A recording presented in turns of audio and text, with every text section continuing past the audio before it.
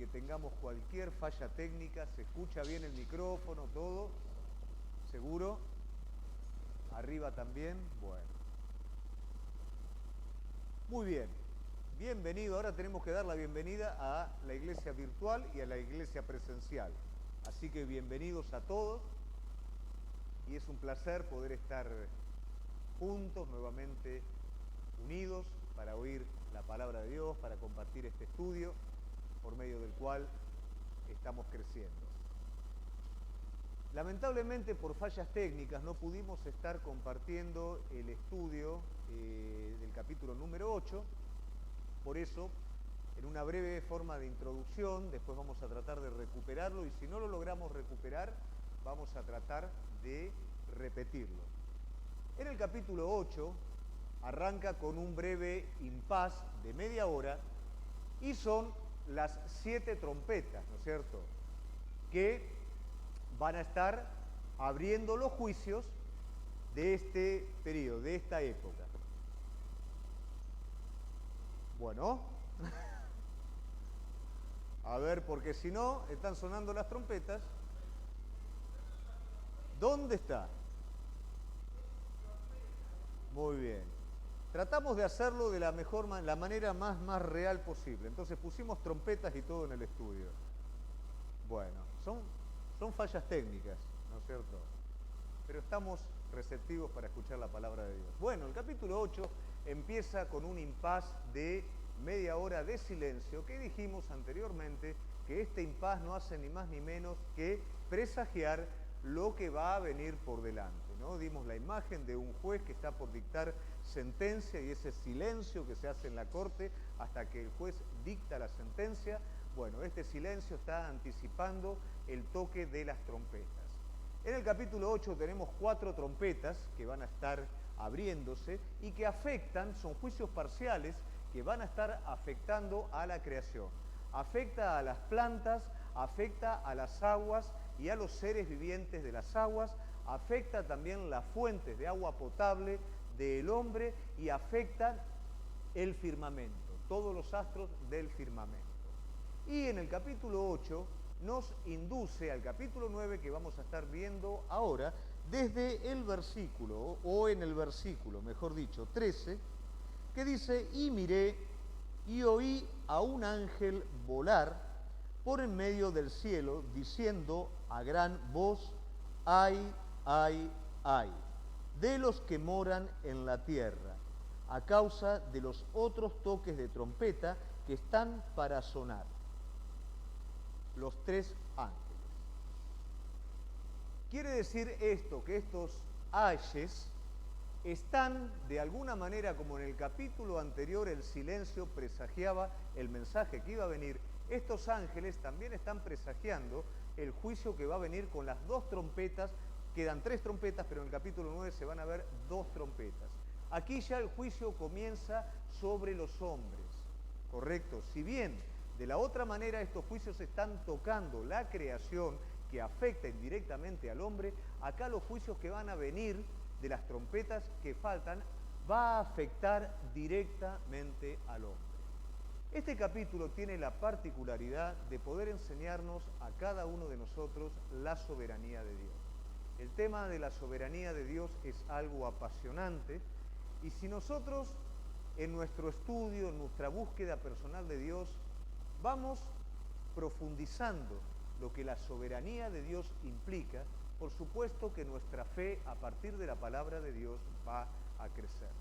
De boca generalmente entendemos, decimos que Dios tiene el control de todas las cosas, pero ¿qué alma que entiende que Dios tiene el control absoluto de cada una de las cosas va a ser aquella alma madura, aquella alma sólida que glorifica a Dios en todo momento y en todo tiempo? Porque aunque a nosotros se nos vayan las cosas de las manos, a Él jamás.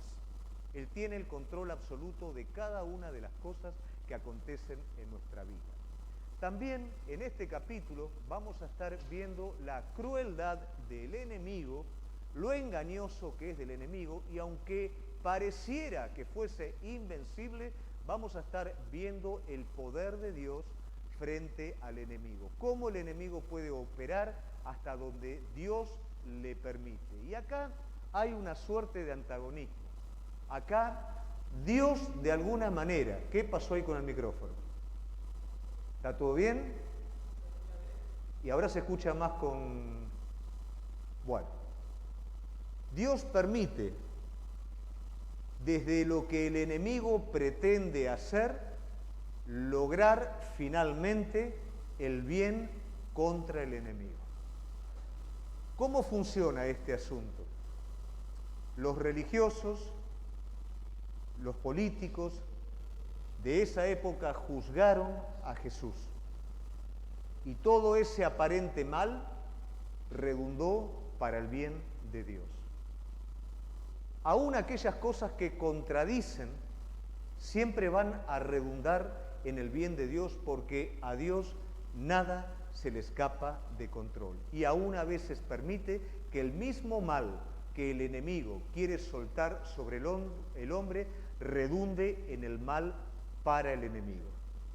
¿Se entiende? Y finalmente este capítulo trata de la obstinación del corazón del hombre. Y es mi deseo que realmente esto nos pueda permitir a nosotros ablandarnos delante de Dios. Guarda el corazón porque de él mana la vida.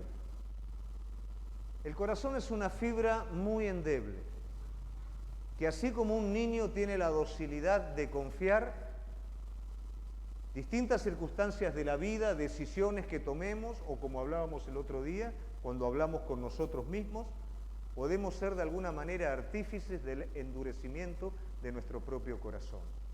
El corazón se va a endurecer por la maldad del hombre, y en la medida que los tiempos avancen a la consumación completa de la venida del Señor, el corazón va a ir endureciéndose. El hombre va a ir alejándose de Dios. Pero gracias a Dios que tenemos las primicias del Espíritu, tenemos la palabra de Dios y tenemos el tiempo oportuno para podernos encender en el poder del Espíritu Santo, no permitiendo que este tiempo nos arrastre, sino al contrario, nadar sobre la corriente y llegar a la meta. ¿Amén? Bueno, empezamos con el versículo 1, capítulo 9. Como siempre. Bueno, no descanse acá. Usted abra su Biblia y nosotros vamos a ir avanzando. El quinto ángel tocó la trompeta y vi una estrella que cayó del cielo a la tierra y se le dio las llaves del pozo del abismo. Es muy importante, tome nota, preste atención. No creo que tenga una memoria tan aguda como para poder recordar absolutamente todo, y cada una de las palabras aquí son importantes. Lo que Juan está hablando aquí es que una estrella cayó del cielo. Preste atención, cayó. Cayó no quiere decir que está cayendo, quiere decir que en el pasado, antes, esa estrella se precipitó, cayó. No está cayendo ahora, cayó del cielo a la tierra y se le dio las llaves del pozo del abismo. ¿Qué quiere decir? Se le otorgó autoridad sobre un área. ¿Qué área? El pozo del abismo. Volvamos de nuevo. Esa estrella no es una estrella literal. Esa estrella es un ser viviente, un ser caído, el cual puede llegar a ser o bien Satanás o puede ser un ángel caído de gran jerarquía. Pero ya cayó. Se le da autoridad. ¿Para qué? Para que, vamos a ver más adelante, abra el pozo del abismo. ¿Cuál es el pozo del abismo? El pozo del abismo tiene que ver con el submundo espiritual. Es aquel lugar en donde aquellos espíritus, demonios que están o han sido atados, están en un tiempo de espera. En este caso se les está dando la autoridad a este ser que cae como una estrella para poder liberar a quienes están en ese lugar. Hay una muy linda referencia en Lucas 8, capítulo 31,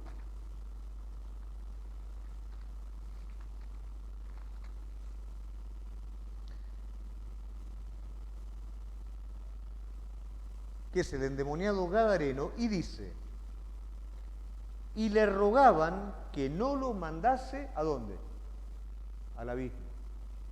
Es ese lugar en donde, cuando los demonios son expulsados, son atados, entran en un lugar de espera. También esto mismo aparece en Apocalipsis capítulo 12, versículo 9, como referencia, y dice, y fue lanzado fuera el gran dragón, la serpiente antigua que se le llamaba Diablo y Satanás, el cual engañaba al mundo entero, fue arrojado ¿a dónde?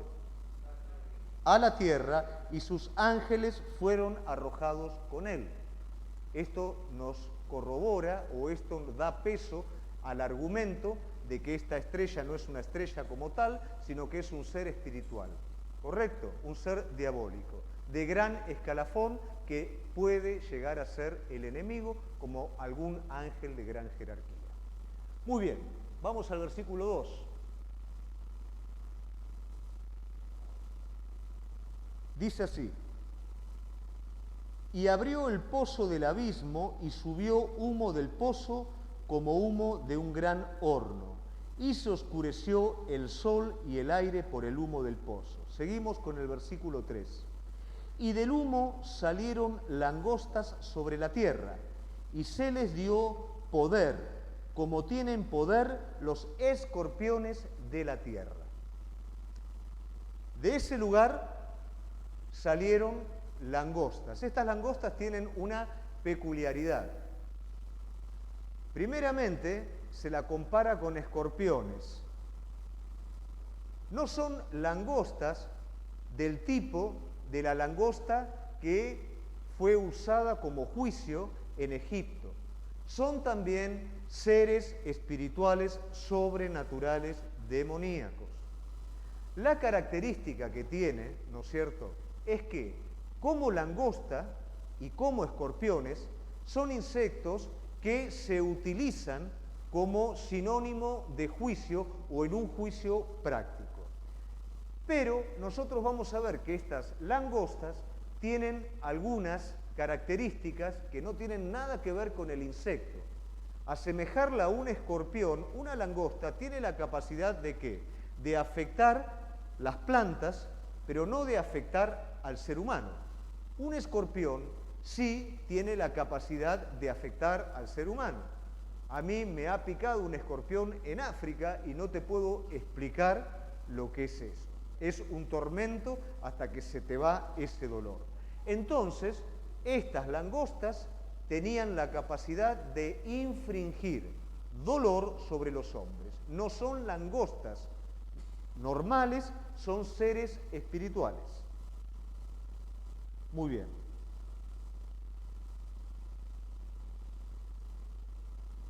Versículo 3. Y se les dio poder, soberanía divina.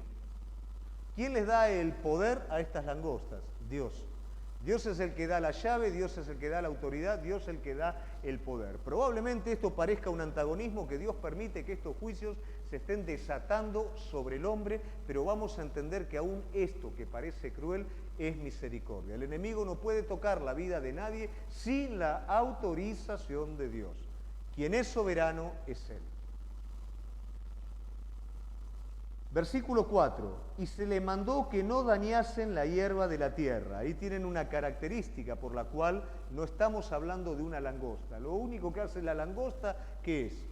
Atacar la hierba, atacar los vegetales. Estas langostas no atacaban la hierba, ni cosa verde alguna, ni a ningún árbol, sino solamente a los hombres. La langosta no ataca a los hombres. Que no tuviesen, ¿qué? El sello en su frente. ¿Quiénes eran los que estaban sellados? Los 144.000. Bueno, sobre el sellado, estas langostas, que son seres espirituales diabólicos, no tienen autoridad para quitarles la vida.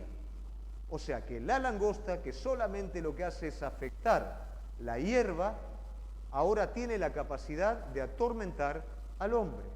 Por eso mismo estamos hablando que estos seres son seres espirituales, que se liberan en esta trompeta, apuntando ahora directamente al hombre.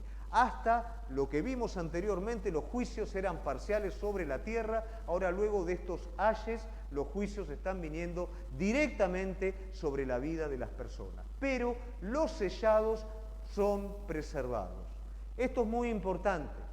¿Por qué? Porque el Hijo de Dios, el que está sellado, nos remontamos ahora al tiempo presente, aquí estamos prácticamente a la mitad pasando la tribulación, vamos al tiempo presente. Vos, si realmente aceptaste de verdad al Señor, si vivís en comunión con Él, fuiste sellado por el Espíritu Santo, y aún las cosas que el Señor permite que puedan estar aconteciendo sobre tu vida, ninguna de ellas tiene poder para separarte de Dios. Ninguna de ellas tiene poder para arruinar tu vida.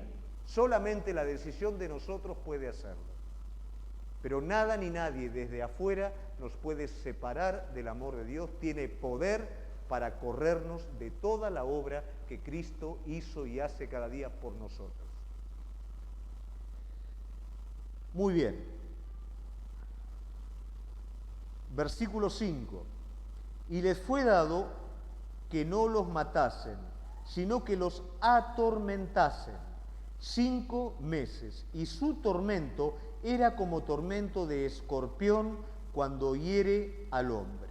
Versículo 6, y en aquellos días los hombres buscarán la muerte, pero no la hallarán, y ansiarán morir, pero la muerte huirá de ellos. Volvemos nuevamente a la característica de estas langostas.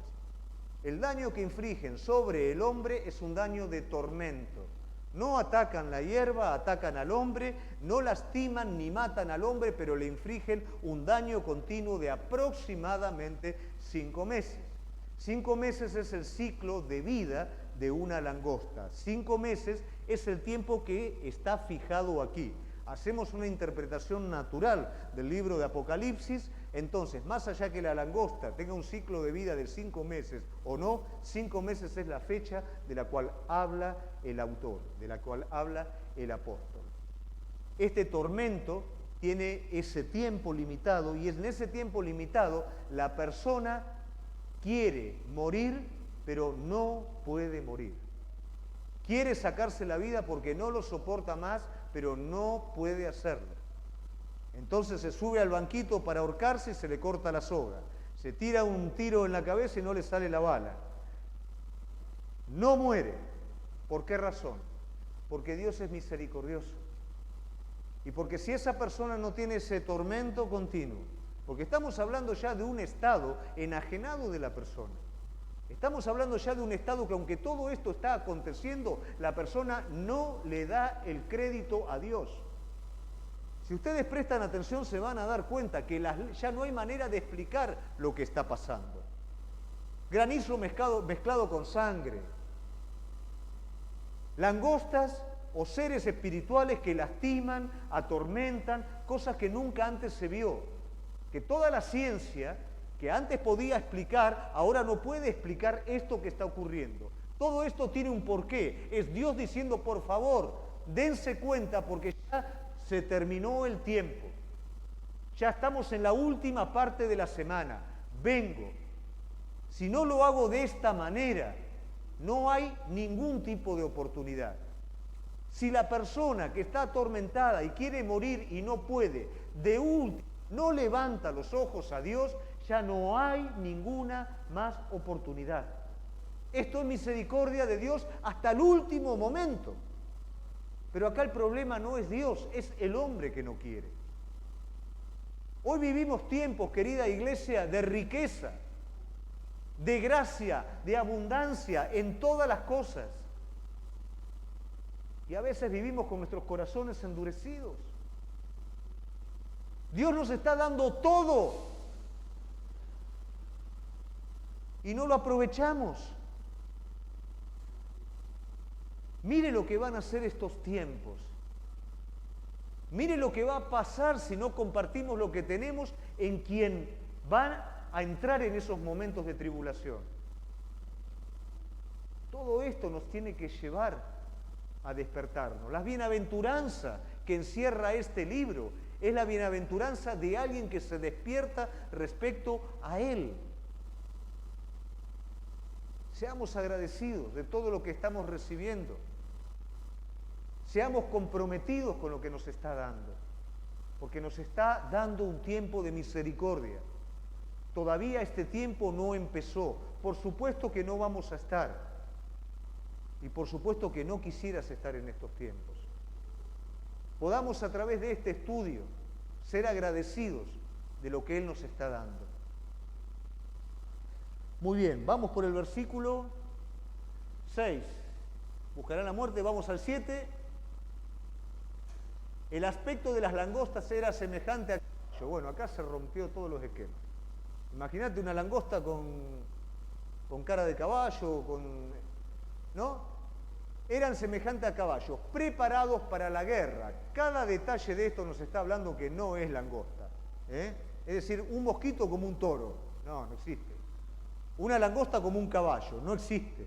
Son seres espirituales. No es que se está delirando el comentarista, sino que todo nos va llevando a una evolución para poder interpretar el texto de la forma correcta. Preparados para la guerra, y en las cabezas tenían como coronas de oro. Esta es autoridad que se les da a esos seres satánicos. Sus caras eran como caras humanas, y ya se rompió todo el esquema. Langosta como caballo con caras humanas y con corona. Imagínate lo que es eso. Imagínate si venís caminando a la noche y se te aparece una cosa así. Pero tiene un porqué todo esto. ¿Qué caras humanas? Porque de alguna manera estos seres espirituales de maldad, con toda esta autoridad, con toda esta osadía del caballo, tienen que de alguna manera engañar y seguir engañando al hombre. ¿Y cómo lo va a hacer? A través de la apariencia del hombre, a través de la apariencia de cada uno de nosotros. El enemigo se viste como ángel de justicia, como ángel de luz, como ministro de justicia, como ángel de luz. El enemigo se esconde detrás de una fachada y es la manera de poder engañar y causar daño al resto de la humanidad. Seguimos con el próximo. 9:8. Tenían cabellos como cabello de mujer, sus dientes eran como de león. Seguimos, esos son simplemente detalles. 9:9. Tenían corazas como corazas de hierro, el ruido de sus alas eran como el estruendo de muchos carros de caballos corriendo a la batalla. Por supuesto, nos está hablando de un ejército, nos está hablando de soldados.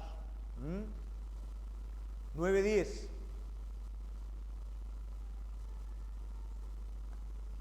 Tenían colas o de escorpiones y también aguijones, y en sus colas tenían poder para dañar a los hombres durante 5 meses. Esto hace alusión a lo que ya vimos, el daño que infligía el escorpión, un elemento de juicio, y el término, ¿no es cierto?, en el que se desarrollaba todo este tormento.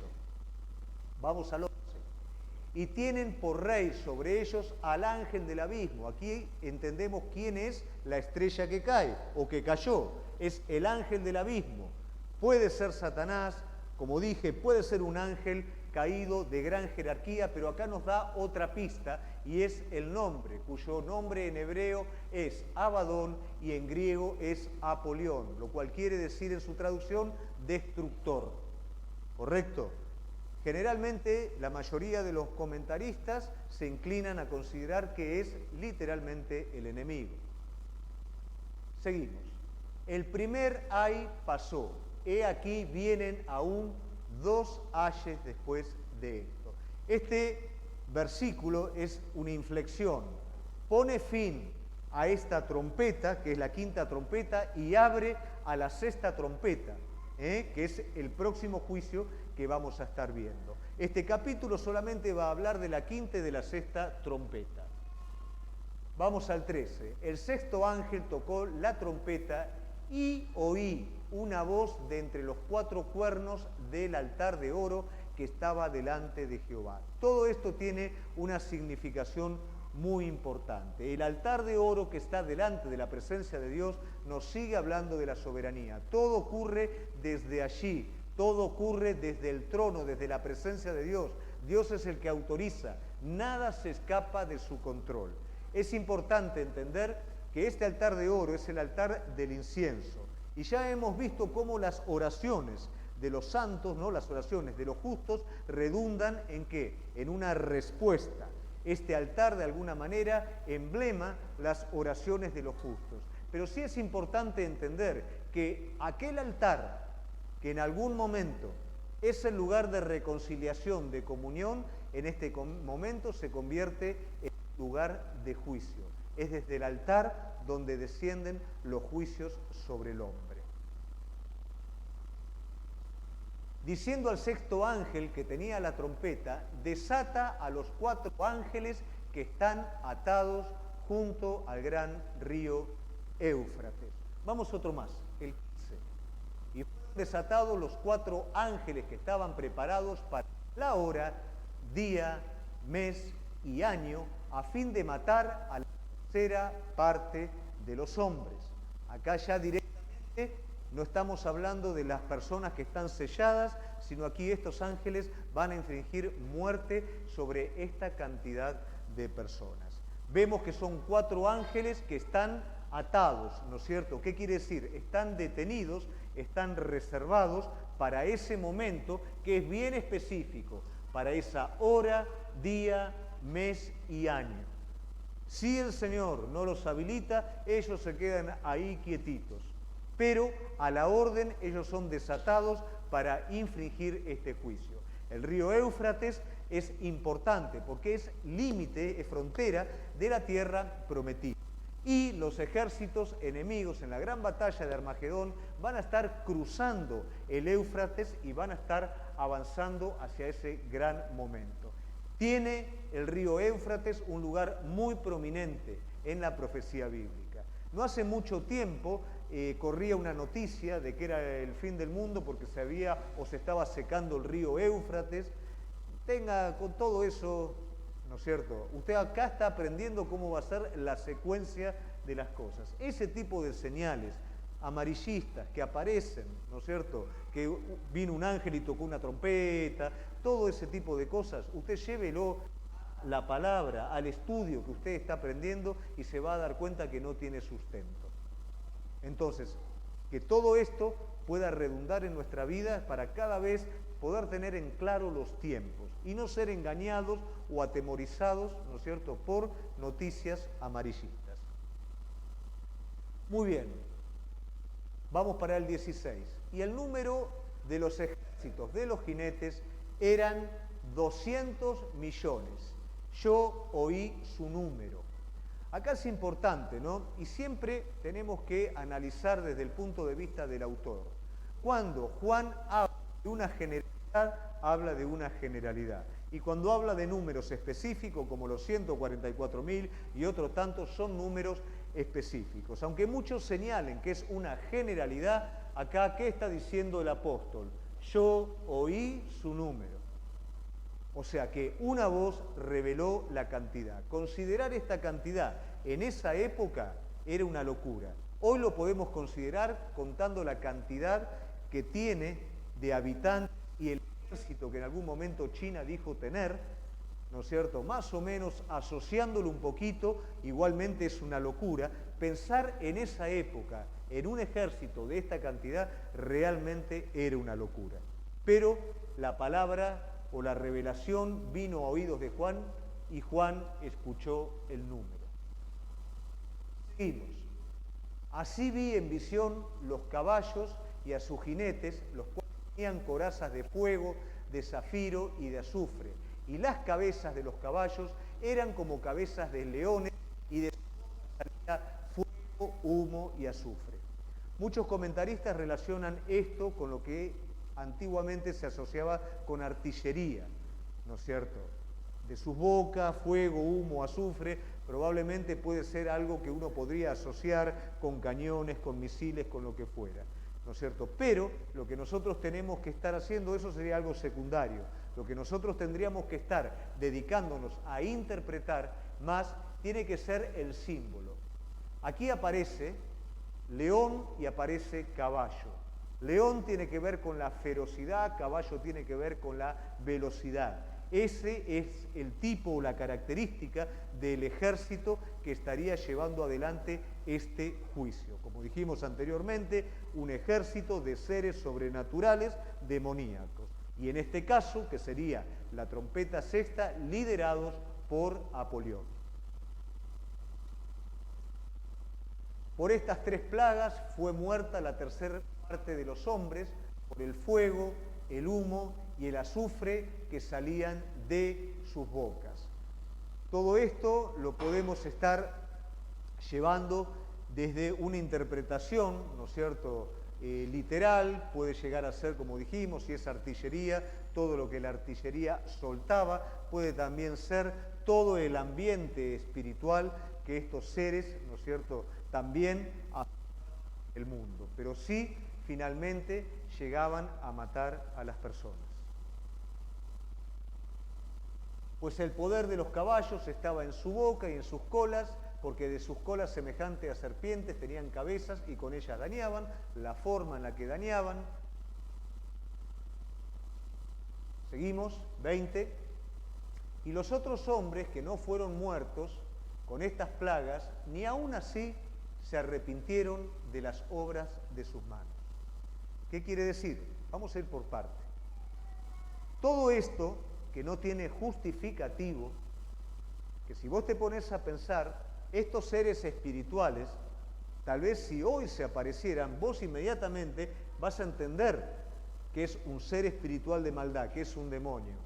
Pero dada la dureza del corazón de la persona de ese tiempo, no entendían que eran demonios. Trataban de buscarle una justificación. ¿Qué sé yo? Pensarían que serían aliens, que serían, no sé. Pero le buscaban una justificación. A tal punto que en ningún momento le dan el crédito a Dios de lo que está pasando. Por eso yo te digo, presta atención a los tiempos. Hoy tuvimos un pequeño movimiento a través de esta pandemia, a comparación de estos sucesos, e inmediatamente todo el mundo habló del fin del mundo. ¿Qué quiere decir esto? Que el hombre todavía está sensible a todo esto. En esa época no. En ese momento no. Nadie osaba arrepentirse. Ni dejaron de adorar a los demonios. ¿Qué quiere decir? Estos mismos ejércitos que estaban trayendo el mal sobre las personas eran los motivos de oración o de adoración de ellos.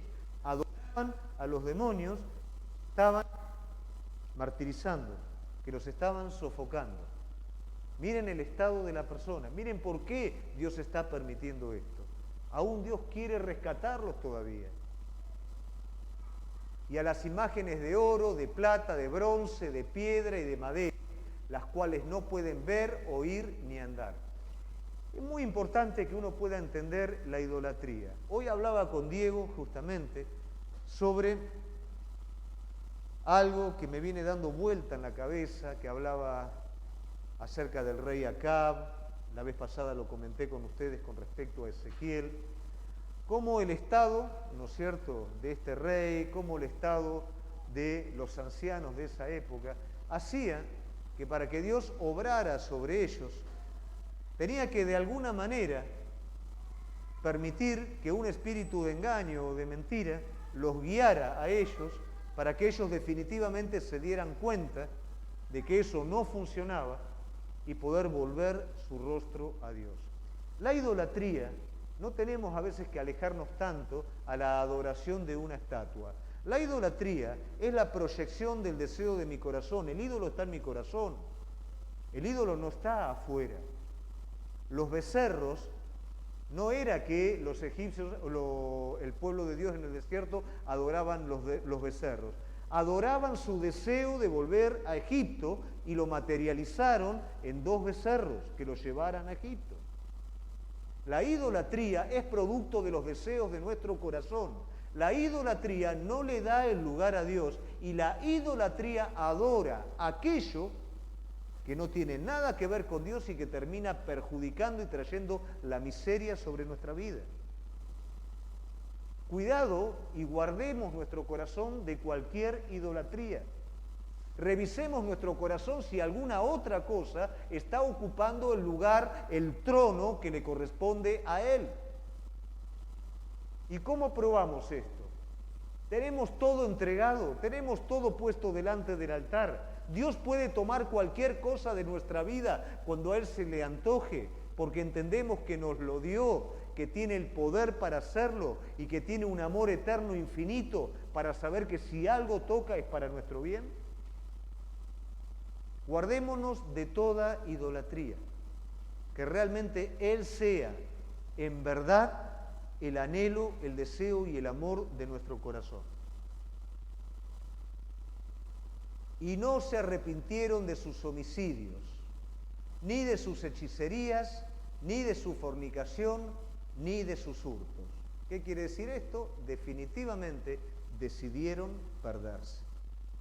Dios permitió todo esto hasta último momento para que ellos se pudieran arrepentir. Y en vez de arrepentirse, endurecieron su corazón para con Dios. Podemos de alguna manera estar tranquilos en el sentido de entender que nosotros no vamos a participar de esto en este tiempo. Sabemos que la iglesia va a ser raptada por el Señor. Pero cuidado, porque en nuestro tiempo presente, de alguna manera, puede estar albergando características del hombre de los últimos tiempos. Tal vez no en semejante obstinación, pero sí en durezas hacia determinadas cosas.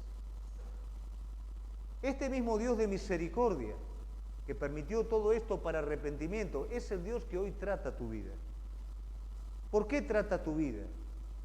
Porque sabe que todavía guardamos cosas que si permanecen van a ser ídolos que vamos a adorar y van a ser ídolos que van a crear nuestra propia miseria espiritual, familiar, material. Por eso trata. En ningún momento está en los planes de Dios infligir sufrimiento gratuitamente. Dios al que ama, disciplina. Es imposible que vos, yo, podamos imitar el carácter de Cristo desde nosotros mismos, no siendo que su Espíritu trabaje. Es imposible que vos o yo podamos entrar en el propósito de Él si Él no nos introduce. Él sabe cómo hacerlo. Cada hombre de Dios tuvo que ser tratado divinamente por Él para convertirse hoy en un modelo, en un ejemplo para su iglesia, en un ejemplo de fe, en un ejemplo de devoción.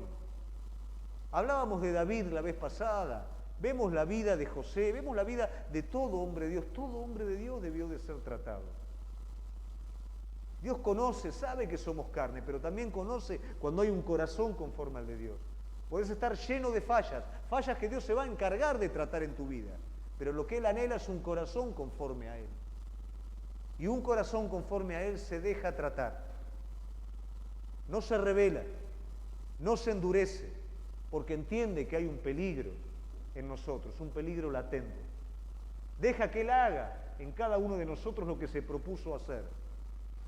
No busques un bien fuera de Él, porque ese va a ser el lugar desde el cual el enemigo te va a engañar. Ahí el enemigo te va a presentar un ídolo para que te inclines delante de Él, porque vos querés eso, cuando Él quiere dártelo todo, y mejor. Que realmente esto nos pueda desafiar, querida iglesia. Que podamos ver de alguna manera o abrir nuestros ojos espirituales para entender ese mundo oscuro también que se mueve. Esas langostas que salieron no hicieron ni más ni menos que potenciar a los demonios que ya estaban sueltos en la tierra. Que cada día trabajan para desviarte del plan de Dios, engañándote, endureciéndote, para que tu corazón se aparte de Él. Hoy, gracias a Dios por la palabra, podemos tener una radiografía de nosotros, de Dios y del enemigo. Que esto pueda ser un desafío para cada uno de nosotros. Que podamos sacar la bienaventuranza que este libro guarda para crecer conforme a ese crecimiento que Dios quiere dar en la vida de cada uno de nosotros. Amén. Los invito a ponerse de pie.